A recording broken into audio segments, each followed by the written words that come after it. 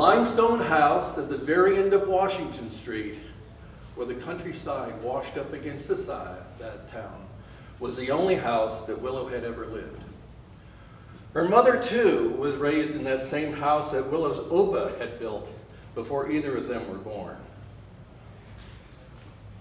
From the side facing the street, this gnarled slice of the Texas hill country looked about like so many other of the German farmsteads in Gillespie County. It was practical and tough, and it had a knot of outbuildings that were shaded from the street by 5 short rows of freestone peaches.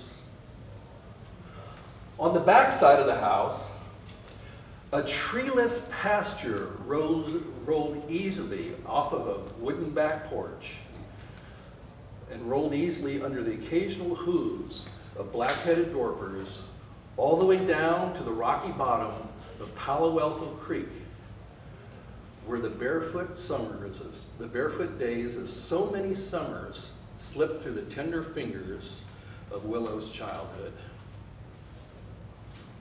Fredericksburg itself had endured as a rock-rimmed town of country-wide streets that came together at precise right angles, and they were held in place by these tidy buildings made out of limestone blocks.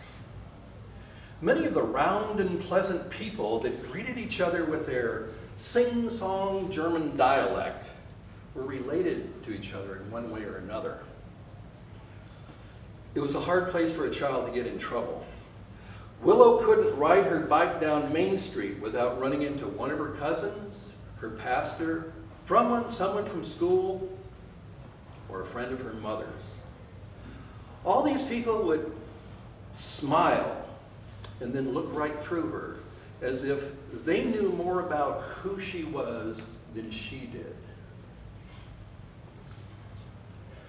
Now, the worst day of Willow's life came somewhere near the end of her first year in high school, and it was her own fault.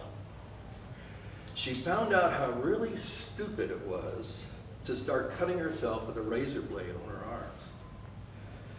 She knew that her mom would find out sooner or later, and maybe that's what she really wanted. And her mom did find out.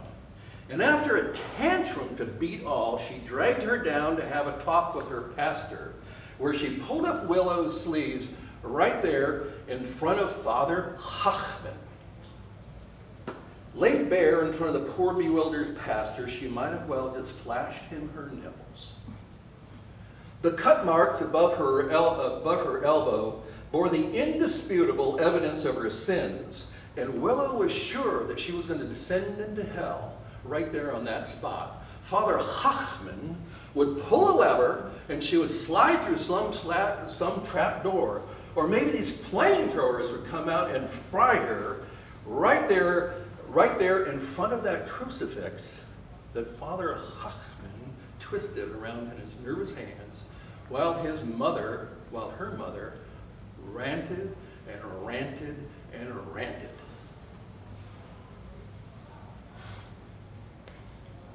Well, the more that Willow cried and the more that her mother raged, the more obvious it became that the pastor was pretty much out of his element and had no idea what to do. And he kind of laid the blame on Willow's mom when he said, "A broken family is the devil's open door." Well, Willow was well aware that her mom had enough problems, and she didn't need this one. Soon after the Inquisition with Father Hochman, her mother's short attention span was hijacked by yet another crisis. Their water heater blew up right at the time that property taxes came due, and Willow was sure at that point that she had gotten away scot-free with something that should have been the absolute end of her. The other worst day of Willow's life came a year later in her sophomore year, when she had to go to her father's wedding. Oh, it was this big church affair down at Bethany Lutheran with a catered reception at Turner Hall afterwards. His new wife, who was Willow's new stepmom, smacked of dressed up trailer trash with makeup that was thicker than the icing on the wedding cake. There were two new stepbrothers thrown into the deal as well, Justin and Jordan. And they were going to live together in the new house that her father had built up on the hill. So Willow went through the rest of her high school careers watching her dad get richer while her mother got more and more overwhelmed by the common burdens of single motherhood. As Willow heard it, her dad made his money first by selling off the land that had belonged to his deceased uncle and building these fancy houses on it, and then by fixing up the stores downtown to make them look old-fashioned. All the new folks in town kind of liked that old-timey look.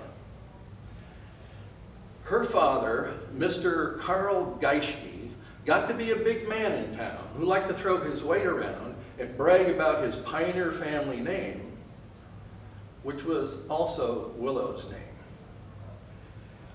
But Willow didn't come to see him as the great saint of historical renovation that he made himself out to be.